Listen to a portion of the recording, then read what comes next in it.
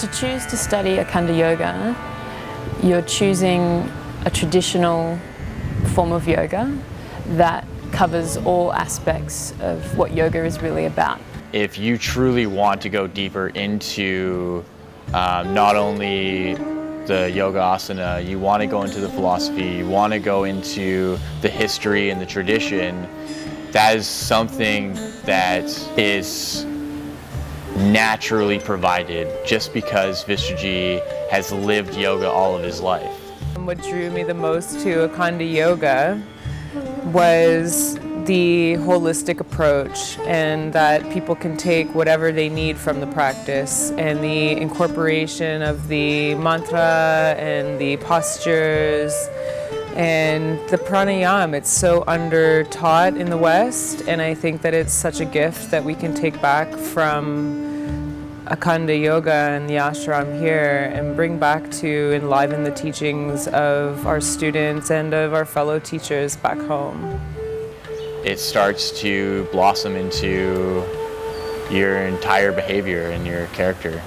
The benefits of studying with Vishva are just immeasurable.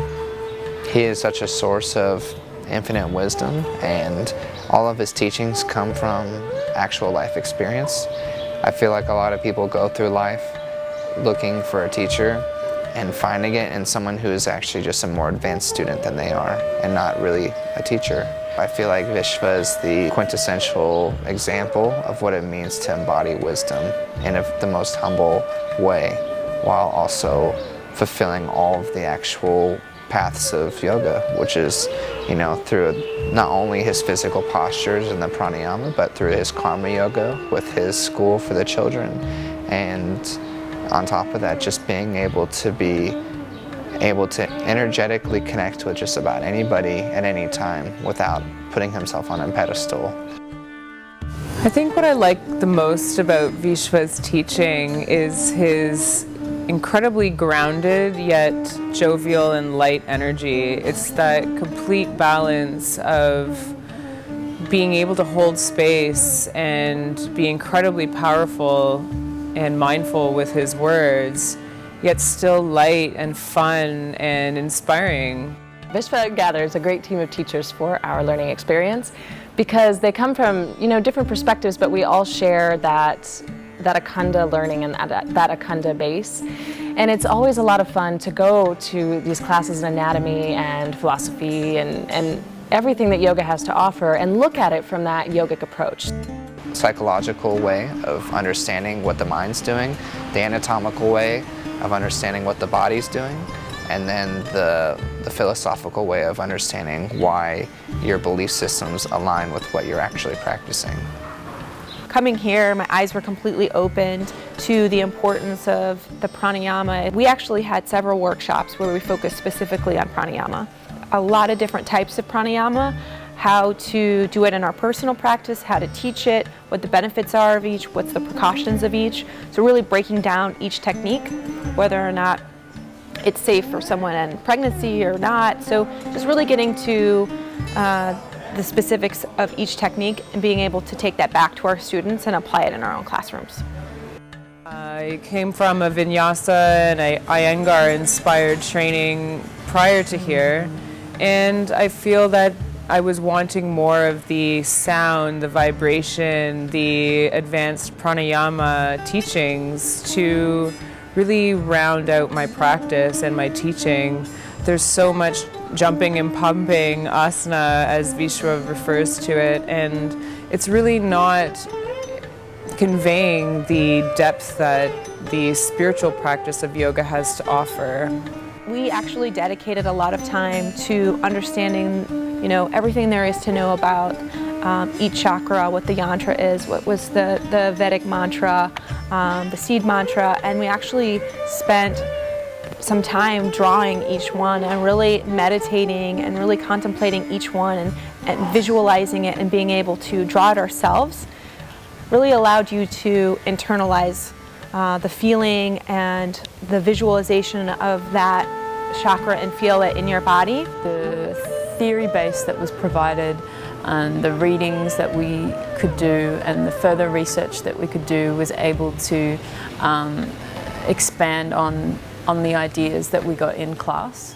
My favorite class in the training program was definitely the techniques portion, because we were able to learn one-on-one with Vishva Ji and hear all that he has to say about each posture and how to make assists and adjustments in a safe way, and we got to try them on and try them out and really kind of do a test and learn to see if we can make sure we can explain them, and we could also do them in our own bodies and feel what feels right and the reasons why. And then Vishwa was walking around so we could ask him questions and demonstrate it to him, and so it was just this really intense one-on-one session where you could really understand each posture, and it's broken down for you in a way that you could never get from like books or just watching a video. Explaining that we need to clean up our bodies before we're starting to do asana is a huge part of what we're missing in the West, and I think that a lot of people are walking around with a lot of stirred up toxins after going to their asana classes. I've never done like a cleansing technique like this, so I think that just the way it was introduced to us was very nice, because we went step by step. It wasn't just going from no cleanse at all to full-on intense cleanse. So over the 3 weeks of the cleansing process that we kind of did was, going from, easiest all the way to the most intense. And by the time we reached that point where we were engaging in the full cleanse, I felt like I was comfortable enough with myself and knew enough about the process, and also trusted the facilitators enough to just be able to relax into what that was. Each week we did something a little bit more powerful, and the days thereafter we were encouraged to be silent and really reflecting and being mindful of what was coming up. And just to observe, to come into the place of observer and perhaps journal, meditate, whatever was feeling right for ourselves. We want to be able to be so flexible and so open, but if we're holding on to all of these old habits and emotional baggage, it's very hard to move to the next level sometimes. So exploring something that's a little bit uncomfortable, getting comfortable with being uncomfortable is a huge part of this practice, and so I felt like it was an incredible opportunity to be taught these things from a master. One of my favorite things actually in this 300-hour training is the fire puja every morning. I love the sense of community that it encourages, and the vibration you feel when you are chanting for that much time and such powerful mantras, and then with the element of the fire, the transformative fire, it's just a really powerful ceremony for me, and I look forward to it every morning. The more I took the time to read what the translations meant and to understand why the puja is so important, and it's just the fact that we can give our worries and kind of give our praise and everything to this ceremony. And also because we do it in the beginning of the day, it really feels like each day is like a fresh start. When I first got here, and the first night there was a kirtan night, and we just travelled on the bus and on the plane and all of that, and we got here and one of the teachers said, you've got kirtan tonight if you want to go. And we were like, what's that? And she said, you have a bit of a sing and bang some drums. And we were like, wow, that sounds amazing. And we went there, and it was, of course, so much more than that. It's a connection with the divine, really. We're able to participate with the chants and the songs, and each time there are different ones and different people leading them. The energy is just amazing. People can get up and dance if they like, and you just grab an instrument. If you want to, you can sit back or just meditate, close your eyes. If you feel uncomfortable, you can just sort of sit there, or over time you might get more and more into it and end up leading a song. But it's a really special occasion for everybody to gather together and join together in song. One of the coolest things about the training is that they organize all these really interesting outings for us, like during the weekends and sometimes during the week. And they're really well organized. So anytime we have an outing, we all meet together and the transportation's been taken care of. And even one time when we went out to Vishva's school, like he had lunches packed for us. And I think one of my favorite outings was we recently went to the Krishna temple, and we were able to have kind of a kirtan there. We normally have kirtans on Thursday nights, and we were able to have it at the Krishna temple. And then we also had dinner together, so it was just a really special experience.